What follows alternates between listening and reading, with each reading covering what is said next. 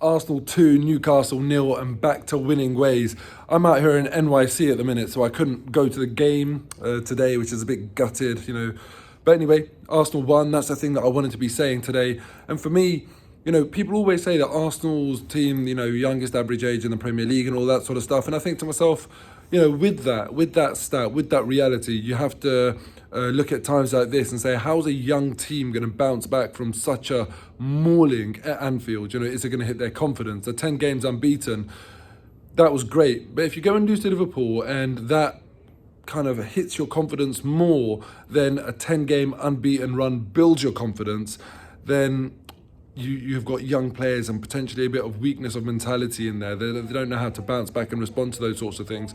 But today we saw the answer. First half wasn't great, That's just the reality of it. But you're never going to play brilliantly all the time. And in fact, after having a first half that wasn't very good, and Aubameyang missing a sitter, your captain, your leader, an experienced player in the group, you think to yourself, maybe they're going to start thinking, it's not our day or whatever. But the reality is they came out second half and they did the job and they did it well enough. And you look at who led the victory today in that second half.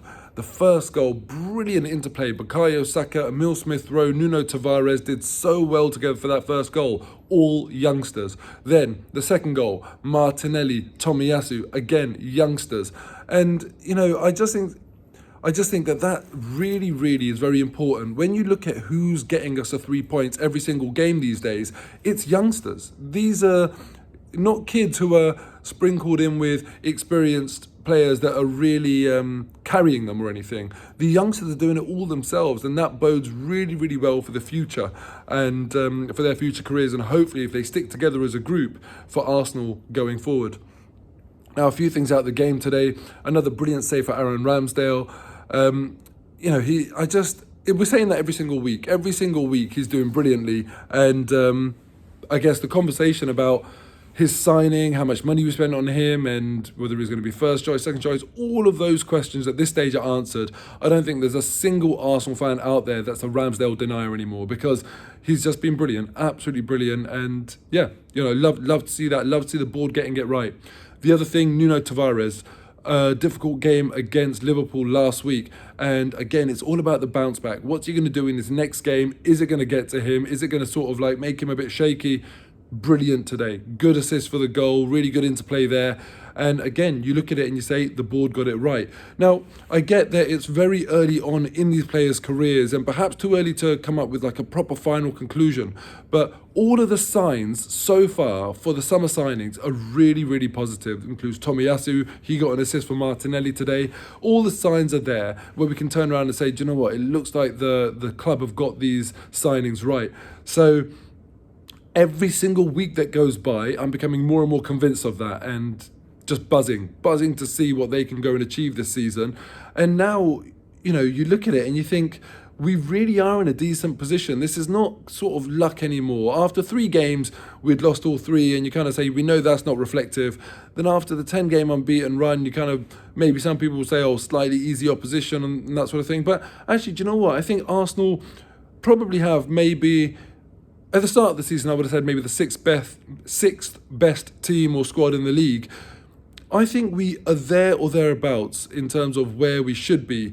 And hopefully we can go and make Champions League qualification sort of a realistic fight this season. Not to say that we'll definitely achieve it, but what I'm saying is that look at Man United right now. We don't know how they're going to respond to losing their manager. Everton, they're all over the place. Tottenham, they're all over the place.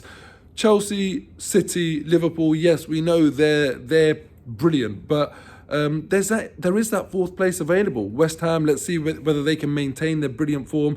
But all I'm saying is that, look, if we get behind this team and start repaying what they've done, not achieved this season, but what they've done this season so far, then who knows what we can go and put out of the bag this season.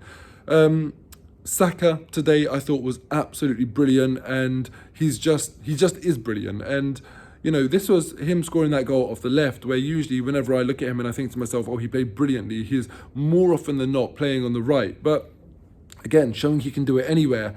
And, a few people had started to kind of say, his form has dipped and that sort of thing. So I'm glad that he's back to playing brilliantly, and hopefully he can maintain this. And now we've got two huge games coming up. I spoke before the Leicester away game about big 6 games for Arsenal this season. You'll all remember if you've watched my last few reactions after matches. So far, 9 points out of 12 return, and the only one that we haven't won is Liverpool away out of those 4. 2 more big away games to go. And if we go and lose both of those, or even draw both of those, yes, I will be disappointed to only get 10 or 11. But that's what my prediction was at the start of those 6 games, where I said out of the 18, how many can we go and get? And I said, yeah, 10 or 11 I'll be happy with. But that's what I love about this current Arsenal team, that they're shifting our expectations about what they can go and achieve. I think we can go and get a win out of one of those 2 away games, Man United and Everton, and then that puts us on 12 points. It kind of goes beyond what I expected. A win and a draw, 13 points out of 18. You cannot complain about that when you look at the fact that, yes, Watford, Newcastle at home, they're 2 games that we should win, and we have won, but then Everton away, Liverpool away, Man United away, Leicester away. They are tough games, all against teams in and around us that are going to, or at the start of the season, especially the way it went, we would have thought are going to be competing against us. Now, if we can go and do the business, then listen, as I'm saying a lot these days, Mikel Arteta deserves credit. It doesn't matter what you think about him or what you thought about him, he does deserve a lot of credit for getting us back. Anyway, now, the one thing I want to ask you guys today, because someone asked me this a few days ago, and I said to them, and this was about Aubameyang, this is about, are you worried about his form and the whole striker situation? And I said, look, no, I am worried about his form, but I think he'll come good in the long run. I'm getting nervous. You know, week on week, I spoke about how the youngsters are filling me with faith, but week on week, I'm getting nervous about Aubameyang. What do you think is going to happen here, or what do you think needs to happen here? Is Aubameyang finished? I hate asking that question, but is there anyone out there, and please put it in the comments below, is Aubameyang finished? Do you think that, look, he's never going to rediscover his previous form? Or do you think, actually, no, I always make this point, when you go onto Google and type in top goal scorers in the last decade, Aubameyang is up there with some elite names. On that basis, and the basis that class is temporary, form is temporary, class is permanent. On that basis, I think, no, he will come back and he will start delivering again and start doing the business. But, you know, I guess the reality is I am getting nervous now. I want to know what you say in the comments below. Do we need a new striker this summer, or is Aubameyang still the man? That's the tricky one for me. Another bad day at the office for him. We need him to be firing. If we want to go and achieve Champions League football, I don't think that's going to happen without him firing. Let me know your comments below.